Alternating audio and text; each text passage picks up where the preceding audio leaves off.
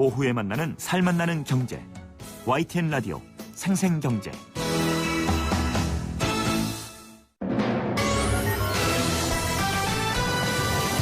경제 뉴스의 진실과 오류, 생생경제가 떴다. 오늘의 생생 인터뷰는 자, 생생경제 4시 20분 인터뷰와 함께 시작하겠습니다. 국내 최고층 123층 제2롯데월드 롯데월드 타워입니다. 그 높이만큼이나 말도 탈도 많았던 롯데월드 타워. 드디어 123층의 마지막 대들보가 올려진 상량식이 오늘 오후 열렸습니다. 자, 신동빈 회장이 주최한 행사였는데요. 원유철 새누리당 원내대표, 이종걸 새정치연합 원내대표, 박원순 시장 등 다양한 내빈이 참석한 아주 주목받는 행사였습니다. 여기서 신동빈 회장은 지금 롯데 내부 사태는 조금 복잡하지만 이런 얘기를 했습니다. 이 롯데월드타워 신격호 그룹 총괄 회장의 기업 보국 정신을 바탕에 두고서 추진된 사업이다. 2만 명을 고용한다. 관광 사업에도 일조한다. 여러 얘기들을 하고 있습니다. 그런데 그 의미만큼이나 여전히 국민들은 또 안전에 대한 문제, 그 상징에 대한 의미보다는 안전에 대한 의미를 더 궁금해하고 있습니다. 자, 이런 이야기가 오늘 오전 국회에서 열렸습니다. 한국 초고층 건물 안전한가? 라는 세미나를 주최한 한국초고층 도시건축학회 부회장이자 건국대 건축대학장님이시죠. 안영준 교수 전화 연결되어 있습니다. 오늘 이 롯데월드타워 이야기와 함께 안정성 부분 여쭤보겠습니다. 교수님 안녕하세요. 네, 안녕하세요. 네. 자, 오늘 이 123층까지 대들보가 올라갔는데요. 7m H빔이 64톤 타워 크레인에 실려서 올라갔습니다. 네. 어떻게 보셨습니까? 네, 오늘 말도 많고 탈도 많았던 제2롯데월드 123층 골조 공사가 완료된 것을 기념하는 그 상량식이 있다고 합니다. 네네. 예, 근데 이제 지금부터 가 문제죠. 왜냐하면 제2롯데월드는 123층으로 555m고 세계에서 5번째 높은 건물인데요. 네네. 이거는 저희 나라의 어떤 자랑스러운 것도 하지만 사실 네. 초고층이라 하면은 50층 이상의 그 초고층 건물을 우리는 초고층이라 합니다. 50층 넘으면 모두 우리나라에서는 초고층 건물이다 이렇게 보는군요. 네, 그래서 저희가 5번째 제1롯데월드고 세계에서 4번째로 초고층 건물이 많이 가지고 있는 나라입니다. 네, 우리나라가 이렇게 초고층 건물이 많다라는 것도 지금 알게 된 것 같습니다. 예. 그렇습니다. 예. 그런데 이 사실은 초고층 건물이라는 게 네네. 어떤 경제적 상징이나 국가적 상징의 의미가 있지 않습니까? 과거 63 빌딩, 미국의 월드 트레이드 센터 네. 이런 것들이 어떤 소비의 상징, 또 경제의 상징이었는데 안전에 대해서는 상대적으로 네네. 비극이긴 합니다만 월드 트레이드 센터도 허망하게 정말 무너져 내렸죠. 테러 집단의 네네. 소행이었지만 이 안전 어떻게 봐야 될까요? 네, 안전은 아무리 강조해도 지나치지 않다고 봅니다. 왜냐하면 특히 초고층 같은 경우는 안전에 문제가 된다면 많은 사람이 인명에 손상이 있을 수 있기 때문에 네네. 초고층 건물은 안전에 대해서 상당히 신경 써야 되는데 안전은 법이나 제도로만 가지고는 지켜지지 않습니다. 예예. 그래서 법이나 제도가 있다면 그 법이 제대로 시행될 수 있도록 하고 네. 또 제대로 된 설계, 제대로 된 시공, 제대로 된 관리가 필요한데 우리나라는 각자 자기 입장만 주장하고 있어요. 설계는 설계대로 주장하고 네네. 무슨 사고가 나면 또 서로 변명하기 급급한데 네. 안전은 우리 모두의 책임이라고 생각해서 네. 함께 모여서 함께 의논하는 자리가 여태가 없었습니다. 네. 그래서 오늘 제가 국회 헌정기념관에서 그 초고층 안전에 관한 모든 단체 회장님들을 모시고 세미나를 열었던 것입니다. 예. 예. 지금 이 초고층 건물에 대한 안전 네네. 여기에 대해서 이제 아주 복합적이고 유기적인 대응이나 대책이 없는데 오늘 이제 그 관련 단체분들을 다 모아서 한번 이 상향식이 열리는 날 세미나를 하신 거군요. 그렇습니다. 의미. 예. 현재 그러면 지금 정부에서도 이 초고층 건물과 관련된 규제라든가 안전 대비 관련된 일관된 어떤 관리 체계가 없는 겁니까? 그렇습니다. 왜냐하면 저희 나라는 법은 완벽한 게 아닙니다. 예전에는 15층 이상의 건물에는 스프링클러를 놓게 돼 있었어요. 네네. 그러니까 15층까지 해서 건물들이 아파트들이 있었고요. 네. 또 초고층이라면 우리가 50층으로 규정하고 있으니까 네네. 앞서 말씀해 주셨죠. 50층에 대해서는 초고층에 대한 안전 계획을 세워야 되는데 요새 사실은 48층, 49층짜리 건물들이 되게 많습니다. 그게 좀 법망을 피해가려는 그런. 그렇습니다. 네. 모든 이렇게 졸속적으로 법망을 피해서 할 것이 아니라 어떤 구조물, 낮은 건물이건 높은 건물이건 간에 국민의 안전을 생각하는 현실에 맞는 법 제도가 필요하다고 봅니다. 자, 오늘 뭐 다양한 분야들 오셨을 텐데요. 네네. 한 가지만 여쭤보겠습니다. 저도 그 건물에 가봤습니다만 소방 관련된 분들도 오셔서 참석한 걸로 알고 있는데 맞습니다. 예. 이런 높이의 초고층 건물 만약에 불이 나거나 뭐 오늘 또 익산에서 지진이 있었죠. 재난이 났을 때 대피하는 것들에 대한 계획 뭐 잘 세워져 있다고 봐야 될까요? 사실은 소방 화재 사고가 일어나서는 안 되죠. 예, 일어나서는 안 되죠. 네, 그래서 우선 먼저 제일 중요한 것은 소방과 화재 사고가 일어나지 않는 설계, 시공, 관리가 필요하고요. 예방에 방점을 두고 있군요. 또 이왕에 또 화재가 났고 어떤 그 소방에 문제가 생겼다면 거기에 거주하고 있는 사람들이 안전하게 대피할 수 있는 그런 시설과 그런 장치가 필요하다는 거죠. 네네. 그래서 안전은 법이나 제도, 어느 특정 분야의 기술자가 필요한 게 아니고 여기를 생각하는 모든 사람들의 그 관심이 있어야 된다.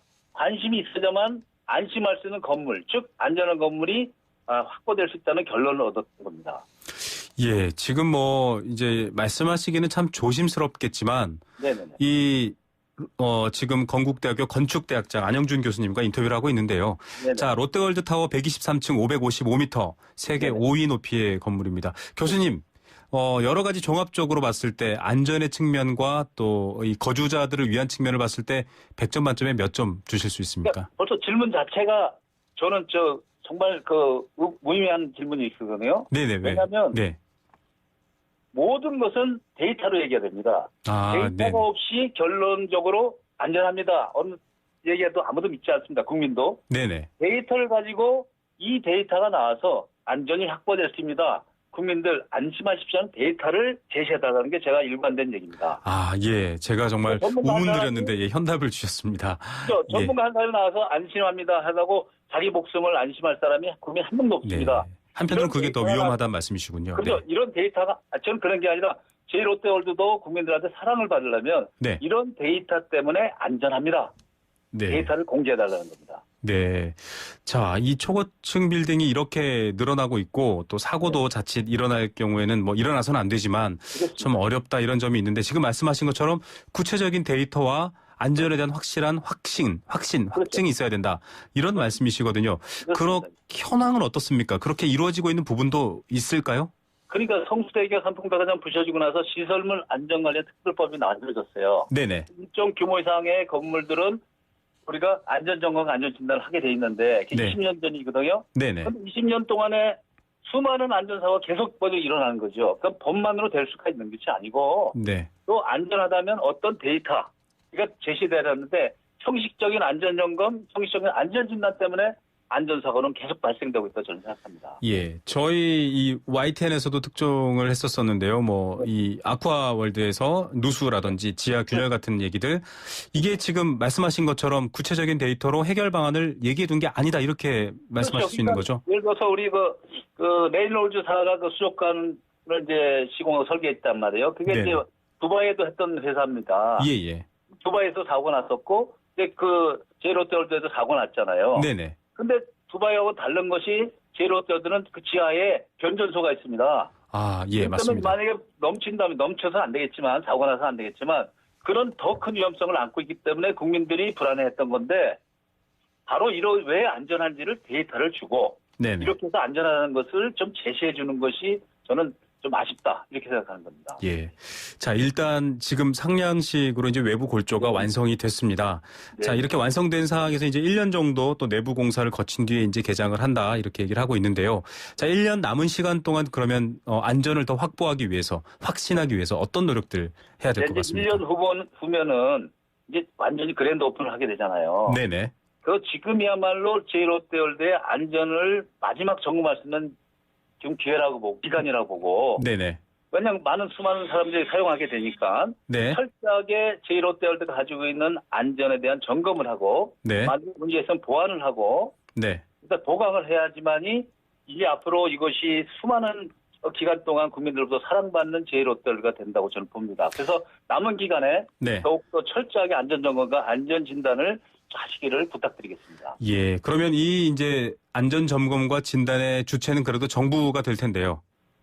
우리 국민 모두죠. 왜냐하면 정부 탓할 것이 아니고 롯데 탓할 것이 아니고 국민들의 의식입니다. 다시 네. 하면 그거는 제 롯데가 소유주지만 수많은 국민들이 사용도 하겠지만 많은 작업자들이 거기에 작업을 하고 있어요. 예. 작업자들이 자기가 갖고 있는 양심과 또 자기가 갖고 있는 기술을 충분히 발휘할 수 있도록 제1롯데월드나 정부라든지 모든 국민들이 성원해주고 박수를 쳐줘야 된다고 생각합니다. 예. 어쨌든 뭐 또 감시하고 관리하는 것만큼이나 이제 자각적인 의식이 중요하다라고 말씀해 주셨고요. 자, 이제 뭐 건축학과 교수시니까 마지막으로 질문 하나만 더 드리겠습니다. 이 123층 초고층 빌딩이 생긴 이제 지금 저희 잠실 이 강남 쪽에 생겼는데 뭐 건축학적이라고 해야 될까요? 어떤 의미로 봐야 됩니까? 63빌딩 같은 경우는 이제 드디어 우리도 잘 살게 됐다 이런 의미가 있거든요. 건축가 입장에서는 이 제2롯데월드 초고층 빌딩은 어떤 의미를 지닌다고 볼 수 있을까요? 저는 이제 저희 나라는 그 100층 이상의 그 건축물이 더 많이 생겨날 것이고 더 생겨나야 된다고 생각합니다. 네네. 왜냐하면 이 초고층이 갖고 있는 국가적인 상징도 있지만 네. 건축적인 의미도 있어요. 네. 다시 하면 그 제1롯데월드를 통해서 우리가 한국의 초고층 건물, 100층 이상의 초고층 건물들이 많이 지어질 때 제1롯데월드에서 얻은 교훈을 가지고 좋은 교훈은 우리가 살리고 나쁜 교훈은 다시는 발생하지 않는 그러한 의미로 받아들였으면 좋겠습니다. 예, 알겠습니다. 자, 논란도 많고 말도 많다고 했지만 교수님 말씀처럼 지켜야 될 것, 지켜봐야 될 것들 온 국민이 함께 들여다봐야 될 것 같습니다. 오늘 말씀 감사드립니다. 네, 고맙습니다. 예, 초고층 도시 건축학회 부회장이자 건국대 건축대학장이셨죠. 안영준 교수 연결했습니다. 좌우로 정렬 2588 좌우가 같네 좌우가 같아 2588 오빠도 좌우로 한번 불러보세요. 네? 오빠는 2588 대리운전을 3년째 부르신다고요?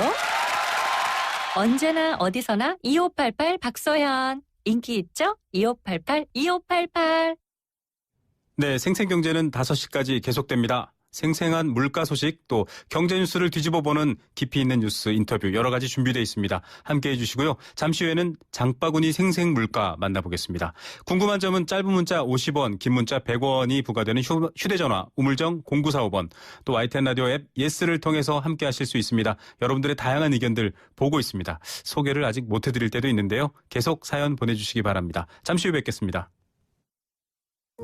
저는 10살 심서원입니다. 저는 크리스마스가 너무 기다려져요. 선물도 받고 맛있는 것도 많이 먹으니까요. 근데 크리스마스를 싫어하는 친구들도 너무 많대요. 가족도 없고 케이크도 없으니까요. 제 친구들 모두 행복한 크리스마스를 보냈으면 좋겠어요. 힘겨운 겨울을 보내고 있는 아이들에게 산타가 되어주세요. 지금 바로 02544-9544, 02544-9544로 전화주세요. 이 캠페인은 뜨거운 사랑을 나누는 하은맘 S프로젝트와 함께합니다. 02544-9544 기아대책. 경제를 보는 새로운 시각 YTN 라디오 생생경제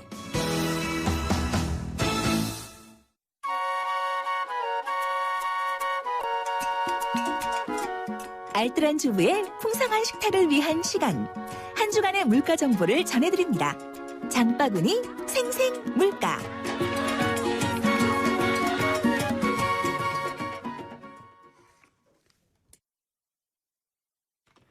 네. 경제 뉴스를 좀 더 넓고 깊게 살펴보는 시간 경제 뉴스 뒤집기 만나보겠습니다. 자, 장바구니 생생물가 잠시 후에 만나고요. 먼저 경제 뉴스 뒤집기 서울대 경제학부 이필상 겸임 교수 연결돼 있습니다. 교수님 안녕하세요. 네, 안녕하세요. 예, 참 경제 관련된 뉴스와 소식들 요즘 쏟아지고 있습니다. 정말 홍수인데요. 네. 그럼에도 불구하고 저희 청취자들께서 이 뉴스의 뒷면 또 이 뉴스의 맥락들을 잘 이해하고 계신지 궁금해서 오늘은 여러 가지 질문 드리겠습니다. 신용평가기관 무디스가 우리나라 신용등급을 AA2로 상향 조정했다. 이렇게 지금 많이 보도가 되고 있거든요. 뭐 국가뿐만 아니라 지금 공공기관들도 상향 조정했다 이런 뉴스가 나오고 있습니다. 이 국가 신용등급이 무엇이고 또 어떻게 평가가 되는 겁니까?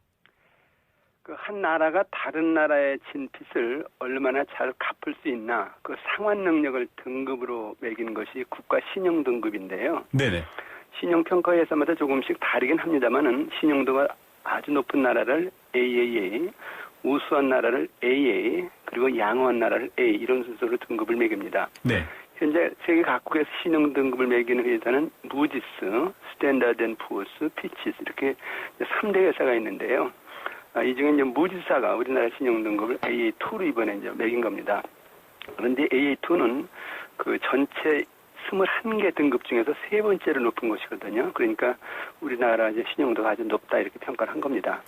근데 여기서 중요한 사실은 네. 그러면 신용평가 회사가 무슨 기준으로 각 국가의 이제 신용등급을 평가하느냐 하는 건데 가장 이제 중요한 기준으로 사용하는 것이 다른 나라에 갚아야 되는 외채 금액에 비해서 외환 보유액이 얼마냐, 경상수지가 얼마냐, 또 정부 부채는 얼마냐, 이런 것들을 가장 중요한 기준으로 해서 이제 평가를 합니다. 조금은 거시지표 위주로 평가를 한다 이렇게 볼 수 있겠네요. 네. 예. 자, 근데 많은 분들이 궁금해하시는 부분입니다. 이 신용평가 기관이 그냥 평가를 하지는 않을 겁니다. 이 평가를 해놓은 것들이 어떻게 활용되거나 혹은 신용평가는 의도가 있기 때문이다라고 할 텐데 이 부분은 사실 잘 소개가 안 되고 있거든요. 교수님 혹시 말씀해 주실 수 있는 부분이 있을까요? 지금 세계 경제가 개방이 되면서 각국 간에 이제 그 금융거래가 아주 많지 않습니까? 네. 근데 결국 이제 다른 나라 기업이나 다른 나라의 이제 정부의 돈을 꿔줄 때 과연 그것을 제대로 받을 수 있겠느냐. 이것이 이제 돈 꿔주는 나라나 돈 꿔주는 기업 입장에서 보면 굉장히 이제 중요한 그런 기준이거든요. 네네. 그래서 이제 신용평가 회사들이 이런 나라는 신용등급이 이렇습니다. 이런 기업은 신용등급이 이렇습니다. 이런 걸 이제 객관적으로 평가해서 국제금융거래를 아주 원활하고 그다음에 이제 신뢰 기반 위에서 할 수 있게 하는 거죠. 그래서 이 신용평가 기관들이 이렇게 평가를 내놓는 것은 굉장히 국제금융거래에 있어서 중요한 그런 이제 기준이 됩니다. 자, 이제 우리나라가 국제 경제 상황에서 아주 믿을 만한 상대다 이런 평가로 볼 수 있고 그런 이유의 어떤 좋은 점도 있겠지만 이 빚 갚을 능력이 좋다 또 내부를 잘 정리하고 통치할 능력이 좋다라는 근거로 만들어진 이 고평가. 하지만 좀 반대급부는 없을까라는 생각은 들거든요. 우리 경제에 어떤 부분이 있을까요? 예, 이렇게 높은 이제 신용등급을 이제 받는다는 것은 일단 우리 경제로서는 굉장히 이제 긍정적인 거라고 봐야 되죠. 네네. 신용등급이 올라가면은 일단은 이제 최근에 미국이 기준금리 인상하면서 외국 자본 유출에 대한 우려가 크지 않습니까? 네네. 근데 신용등급이 높다는 얘기는 한국에 돈 꿔줘도 괜찮다라는 것을 이제 공개적으로 이렇게 입증한 것이기 때문에 외국 자본들이 유출하는 것이 이제 둔화될 수 있거나 안 할 수 있다는 겁니다. 네. 더 나아가서 지금 세계 각국의 경제 위기인데 한국은 보니까 신용등급이 올라가더라, 그 나라 괜찮더라 이렇게 이제 평가가 나오면은 오히려 다른 나라에서 우리나라로 외국 자본이 들어올 수 있다는 겁니다. 그러면 이제 결국 이제 그것이 우리나라 투자 활성화로 연결이 되면서 경제 회생의 계기가 될 수 있다는 것이거든요. 이런 차원에서 본다고 우리한테는 굉장히 이제 긍정적인 거다 이렇게 이제 봐야 되는데 이걸 놓고 이 경제 잘 된다 걱정하지 말아라 이럴 경우에 이제 문제가 있을 수 있다는 것이거든요. 근데 지금 이 신용평가라는 것이 경제가 실질적으로 성장을 하고 있느냐, 국민들이 잘 살고 있느냐, 얼마나 국제 경쟁력이 있느냐, 이거하고는 좀 거리가 있다는 겁니다. 네. 실제 우리나라 이제 실물 경제 보면 지금 안 좋은 상태입니다. 그렇죠. 예, 네. 성장률이 2015년 올해 이제 3.8%까지 예상했었는데 2% 중반밖에 달성이 안 될 거다 이렇게 예측이 나오고 있거든요. 네. 취업자 숫자도 작년 3분기 같은 경우에는 51만 개가 넘었었는데 이게 30만 개 수준으로 떨어졌습니다. 그리고 가계부채는 작년 3분기 같은 경우에 1,000조 원이 조금 넘었었는데 지금 1,200조 원을 돌파할 예정이거든요. 네. 이렇게 보면은 그 경제 성장률이라든가 국민들의 삶의 질 이런 것이 굉장히 좀 떨어지고 있는데 이런 상태에서 신용등급이 올라갔다 괜찮다 이렇게 낙관하고 있으면 오히려 우리가 이제 경제가 스스로 무너지는 화를 이제 자초할 수 있다는 것이죠. 그래서 해석을 잘하고 잘 이용을 해야죠. 예. 자, 이 국가 신용등급이라는 것이 경제 상태에 대한 파란불이 켜진 것은 절대 아니다라는 설명 교수님께서 해주셨는데요. 네. 공기업 부채나 정부 부채는 그래도 조금 고려 대상이 아닐까. 지금 1,000조 원이 넘어가고 있거든요. 네. 이런 것들은 평가에서 감안되지 않았습니까? 공기업 부채는 이번에 감안되지 않았습니다. 근데 우리나라의 경우에는 다른 나라에 비해서 공기업들의 그 역할이 굉장히 크고요. 또 네. 정부가 이제 정부 사업을 할 때 공기업 의존도가 굉장히 높습니다. 예컨대 이제 지난 정부 때는 4대강 사업 같은 거 수지원개발공사에서 많이 그것을 이제 맡아서 했거든요. 그렇죠. 이런 차원에서 본다면 공기업들이 지고 있는 빚도 결국은 이제 국민들이 부담해야 되기 때문에 이것도 이제 신용평가에 포함이 돼야 되는 게 원칙인데 이거는 이번에 포함되질 않았습니다. 근데 네. 우리나라의 경우 지금 그 중앙정부, 그 지방정부가 가지고 있는 부채가 595조 원 정도인데 만약에 공기업 부채까지 합치면 1000조 원이 넘거든요. 이거는 GDP의 거의 80%나 되는 수준인데 위험한 수준이라고 볼 수 있습니다. 그래서 이것을 감안하면 우리나라 지금 신용도 그렇게 높지는 않다 이렇게 볼 수도 있습니다. 근데 중요한 거는 이 무디스가 이거를 이번에 평가에 넣지는 않았지만은 경고는 했습니다. 네.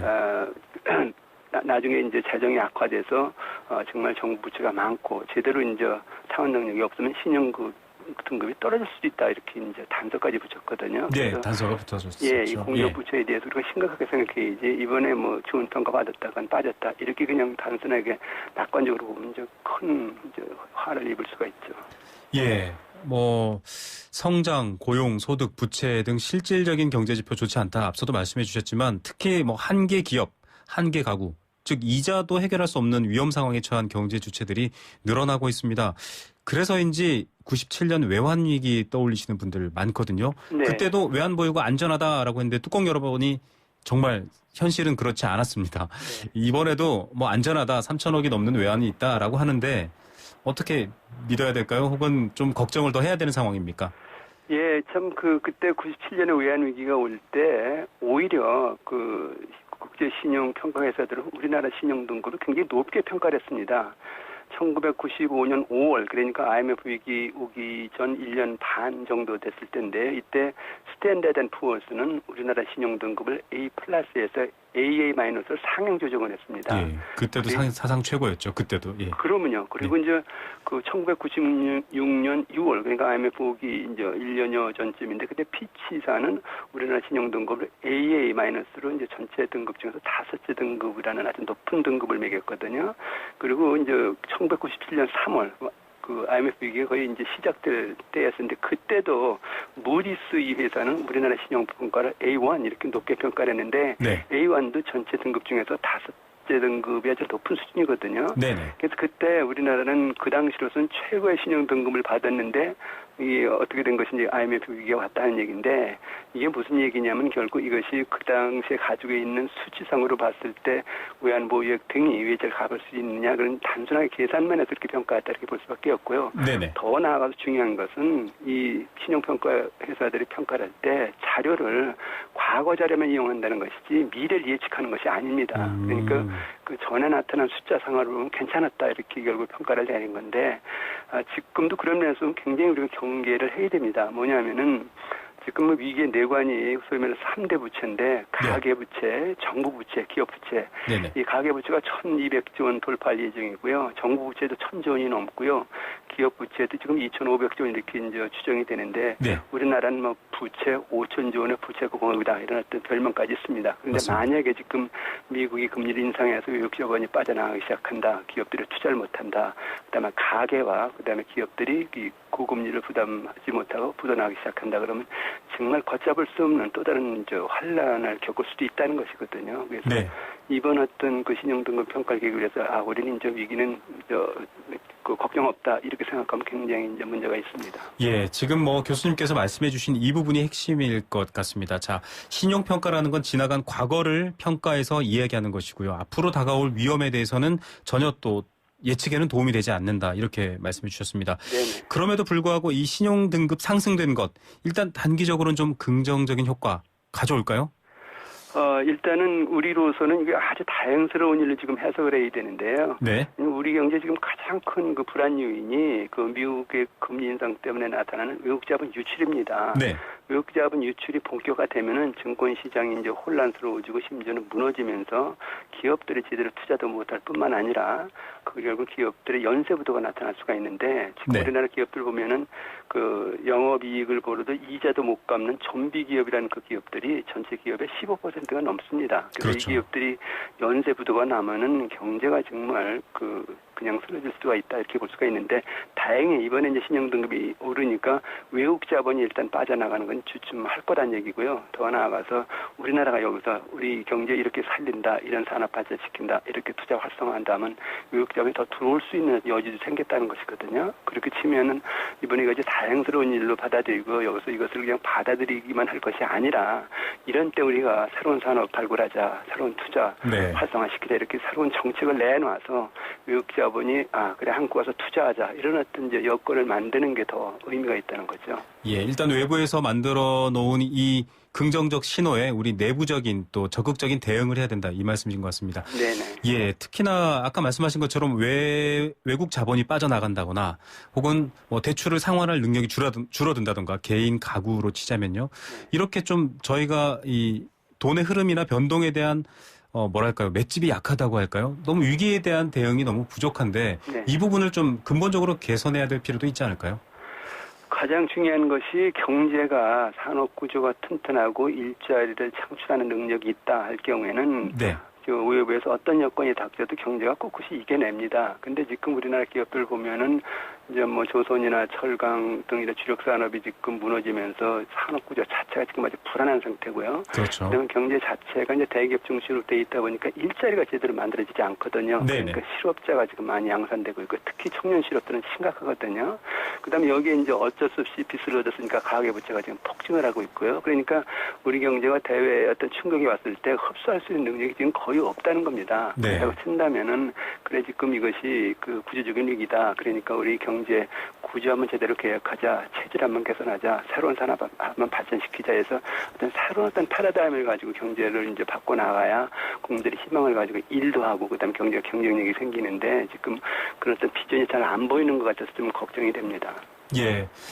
정말 뭐 듣고 계신 많은 청취자분들이 가장 기다리는 말이 아닐까라는 생각이 들었습니다. 체질 개선과 비전이 제시가 돼야 지금의 고통을 견딜 수 있는 명분, 이유 혹은 힘이 될 것 같습니다. 오늘 말씀은 여기까지 듣겠습니다. 감사합니다. 네, 감사합니다. 네, 경제뉴스 뒤집기 서울대 경제학부 겸임고수 이필상 교수님 말씀이었습니다.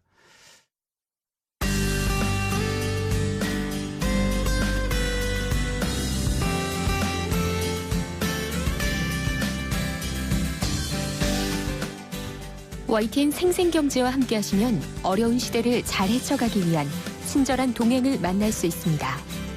그날그날의 발빠른 경제 이슈에서부터 자산관리, 부동산, 투자정보, 경제주치의, 장바구니까지 경제에 관련된 모든 이야기들을 만날 수 있는 시간.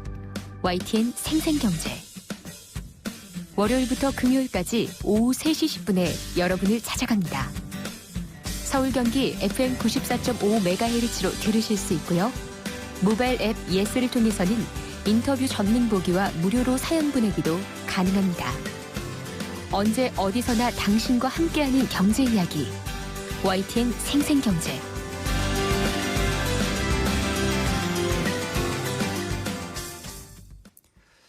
자, 가장 맛있고 싼 농수산식품 제철식품입니다.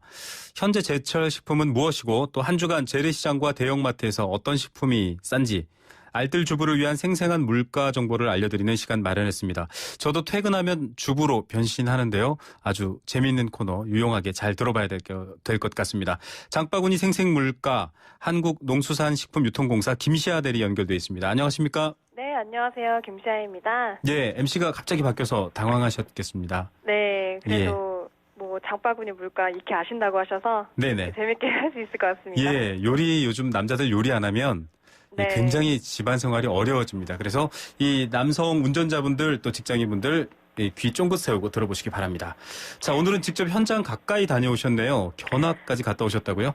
네, 그렇습니다. 이제 매주 물가 정보 전달해드리다가 네네. 오늘은 좀 현장 견학 갔다 온 얘기를 좀 드리려고 하는데요. 네. 이번 달 중순에 농축산물 가격 담당자들과 함께 충남 예산으로 다녀왔습니다. 네. 충남 예산이요? 네, 네. 그렇습니다. 직접 보고 배운 현장에 대해서 이제 오늘 말씀을 좀 드릴까 합니다. 네. 자, 뭐 충남 예산 가면 뭐 대형마트보다는 도매, 전통시장 뭐 이런 것들이 더 많지 않았을까요? 어떻습니까? 예, 그렇습니다. 이제 저희가 하는 일이 아무래도 도매시장, 전통시장, 그리고 대형 유통업체까지 이제 80여 가지의 농축수산물 품목별 가격 정보, 유통 현황 이런 것들을 파악을 하고 있거든요. 그렇기 때문에 현장에서 자주 다니면서 익혀야 하는 부분이 많습니다. 그래서 네. 그렇게 해야만 품목별 데이터를 제대로 생산할 수 있고 또 저희가 운영하고 있는 카미스 사이트의 가격 공시도 가능한 부분이거든요. 예, 단순한 소매가가 아니라 이제 이런 흐름까지 조사해서 가격을 또 알려주시고 계십니다. 자, 네. 전국 여러 군데를 많이 다니시겠습니다. 네, 그렇습니다. 이제 전국의 시장 마트 가격을 취합해서 전국 평균 가격을 내고 있기 때문에 각 지역에서 활동하고 계시는 조사원분들과 함께 이제 현장으로 전국적으로 실사도 나가고요. 반기마다 한 번씩 조사원 교육도 진행이 되는데 그때 현장 학습을 많이 다니게 됩니다. 예. 저희는 그래서 이런 현장 학습을 통해서 직접 농축수산물이 생산되고 거래되고 또 유통되는 현장을 보면서 가격 조사 업무에 있어서 품목별 조사 기준이라든가 조사 방법에 대해서 다시 한번 고민하게 되고요. 또 이 시대적 흐름을 좀 파악함으로써 이제 가격 조사가 새로 필요한 품목이 뭐인지 이런 발굴하는 작업도 하고 있습니다. 예, 아주 꼼꼼하게 조사하고 계시는군요. 자, 이번에 예산 다녀오셨다고 했는데 네. 예, 그렇습니다. 어디 다녀오셨습니까? 네, 이제 충남 예산 쪽에서 이름이 좀 자자한 두 군데를 다녀왔는데요. 네. 한 군데는 예산 능금농협 APC고요. 두 번째는 은성농원입니다. 예, 예산 쪽에서 이름이 자자한가요? 그렇습니다. 좀 예, 유명하더라고요. 저희 청취자분 중에 예산 출신 분들 문자 보내주시기 바랍니다.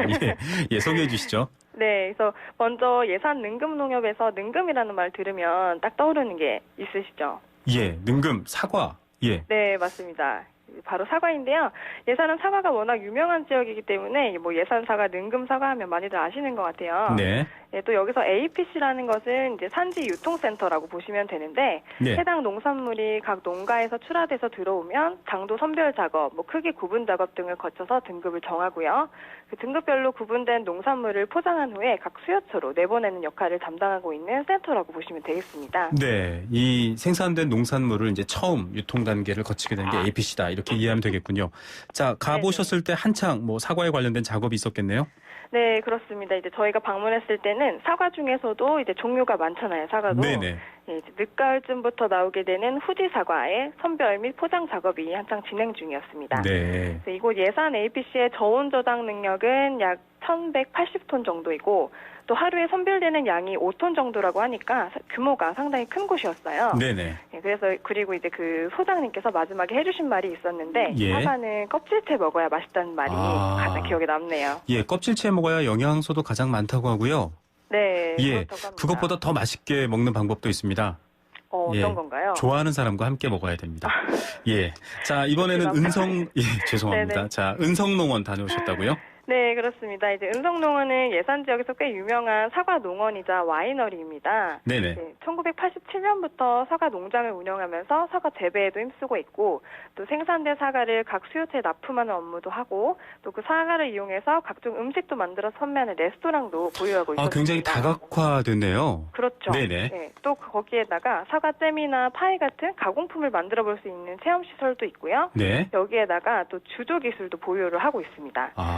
사과로 주조면 와인을 와인이죠. 네네. 그렇습니다. 와이너리까지 운영이 되고 있었거든요. 네. 그래서 농산물을 기초로 한 6차 산업의 산실지라고 할 수 있는 곳이었습니다. 자, 요즘 뭐 저희 생생경제 애청자분들도 많이 관심이 있으신데요. 귀농, 귀촌 이런 관심도 많으시고요. 또 네. 아이들 데리고 이런 체험 가는 것 굉장히 궁금해하시는 분들 많습니다. 좀 더 자세히 얘기해 주시죠. 이 와이너리 저는 벌써부터 군침이 도는데요. 네, 이곳 와이너리에서는 이제 와인 제조 시설도 종류별로 잘 구비가 되어 있었고요. 네. 깨끗하고 체계적으로 운영되고 있다는 느낌을 많이 받았어요. 네. 와이너리 투어를 하면서 농원에서 생산되는 와인, 사과 와인도 시음을 해봤는데 이제 아이스 와인답게 정말 달콤하더라고요. 네. 이 와인은 이제 2011년부터 대한민국 술 품평회에서 대상, 최우수상, 장려상 등 다양한 상을 거머쥘 만큼 인지도도 계속 상승하고 있고 또 와인 제조를 꿈꾸는 사람들을 위해서 와인 양조 교육 프로그램도 운영을 하고요. 네. 또 마을 이렇게 이런 사업들을 새로 시작하길 원하는 마을 등에 이제 가셔서 제품 개발에 대한 컨설팅도 해주고 있다고 합니다. 자, 예산 은성농원에서 이렇게 다양한 얘기를 지금 전해주고 계십니다. 자, 그런데 뭐 쉽지만은 않겠죠. 또 귀촌 귀농 생각하시는 분들도 좀 알아야 될 것 같은데요. 네, 그렇습니다. 이게 이제 이 은성농원이 6차 산업의 산실지이긴 한데 이제 강의를 해주셨던 부대표님께서 하시는 말씀이 아직까지는 대한민국에선 6차 산업이 모든 농업인들에게 요구될 만한 수준은 아니라고 하시더라고요. 네네. 굉장히 유지하기가 힘들다고 하셨고 그래도 이제 농식품부 장관이 뭐 2번씩 다녀가실 만큼 관심을 받고 있는 곳이기도 하고 다양한 형태로 운영이 되고 있는 농원이자 와이너리다 보니까 관광객들도 많이 방문하는 체험학습 현장이라는 느낌이 들었던 것 같아요. 예, 오늘 여기까지 들어야 될 것 같습니다. 정말 뭐 좋은 관심 많은 그런 이야기들 전해주셔서 감사드리고요. 네네. 예, 부럽네요. 저도 언제 한번 가봤으면 좋겠습니다. 네. 예, 말씀 감사합니다. 네, 감사합니다. 네, 한국농수산식품유통공사 김시아 대리였습니다. 사장님들은 고민이 많다. 우리 가게 와이파이 설치해야 하는데 카드 결제기는 어떡하지? CCTV도 달아야 하는데 올레비즈 성공팩에 맡기세요. 사업에 필요한 IT 서비스를 한 번에. 거기에 휴대폰 통신비 할인까지. 올레비즈 성공팩. 문의 1588-0114. 올레. 그곳에 내가 모르던 중국이 있었습니다. 1600년의 시간을 거슬러 사시사철 푸른 중국의 녹색 심장을 만나다. 대한항공 중국 란닝 주 2회 운항.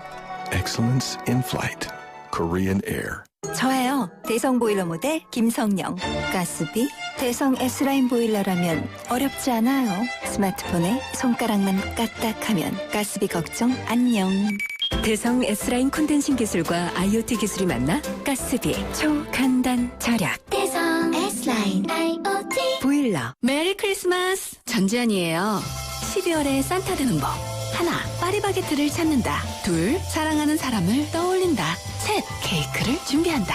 해피포인트로 10%, 통신사 멤버십으로 또 10%, 21일부터 5일간 케이크 최대 20% 중복 혜택 받으세요. 파리바게트. 네, 생생경제 포스코 그리고 마지막 안주 숙취 해소 캔디 키스립과 4부 함께했습니다. 오늘 선물 받으실 분은 0750 뒷자리 쓰시는 분이고요. 생생경제 오늘 순서 여기까지입니다. 내일도 제가 진행하고요. 생생한 경제 준비해놓고 있겠습니다. 감사합니다.